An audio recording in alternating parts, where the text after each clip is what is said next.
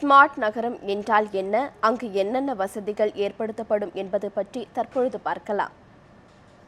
மக்களின் தேவைகளான சுத்திகரிக்கப்பட்ட குடிநீர், சர்வதேச தரத்திலான சுகாதார வசதிகள் மற்றும் கல்வி நிறுவனங்கள், சிறந்த போக்குவரத்து வசதி மற்றும் பிராட்பேண்ட் இன்டர்நெட் வசதி கொண்ட நகரமே ஸ்மார்ட் நகரம் என்று அழைக்கப்படும். நகருக்குள்ளேயே பயணம் செய்யும் நேரம் 30 முதல் 45 நிமிடங்களுக்குள் கட்டுப்படுத்தப்படும்.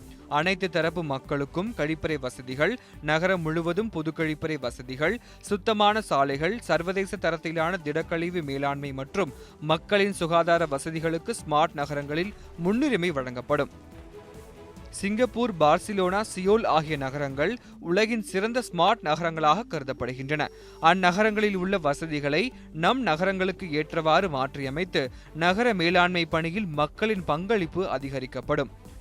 மூத்த குடிமக்களுக்கு பாதுகாப்பு, போக்குவரத்து நெரிசலை குறைக்க மெட்ரோ அல்லது மோனோ ரயில் வசதிகள் செய்யப்படும்.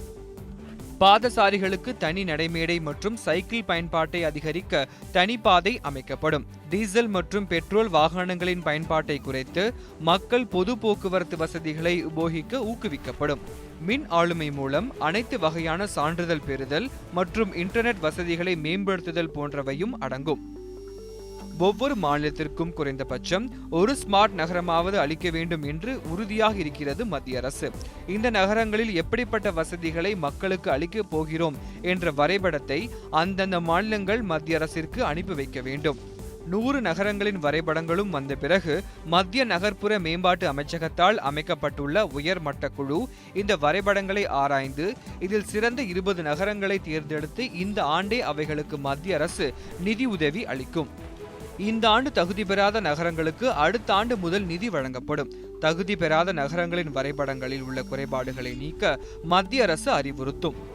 மாநிலங்களுக்கு இடையே போட்டியை உருவாக்கி சிறந்த வசதிகளை எந்த நகரங்கள் தங்களுடைய மக்களுக்கு தருகிறதோ அந்த நகரங்களுக்கு முன்னுரிமை அளிக்கப்படும். இதில் அரசியல் நோக்கம் இருக்காது என்கிறது மத்திய அரசு. இத்திட்டத்தை நடைமுறைப்படுத்த மத்திய அரசிற்கு சுமார் 7 லட்சம் கோடி ரூபாய் தேவைப்படும். ஆண்டுக்கு 35,000 கோடி வீதம் 20 ஆண்டுகளுக்கு 7 லட்சம் கோடி ரூபாய் தேவைப்படும்.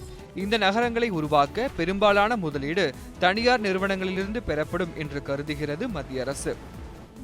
7 லட்சம் கோடி ரூபாயை அரசுகள் மட்டுமே கொடுக்க முடியாது என்பதால் தனியார் நிறுவனங்களை இதில் ஈடுபடுத்த உள்ளனர். ஸ்மார்ட் நகரங்கள் உருவான பிறகு அதன் அருகில் உள்ள நகரங்களும் கிராமங்களும் வளர்ச்சியடையும் என்பது மத்திய அரசின் கணிப்பு.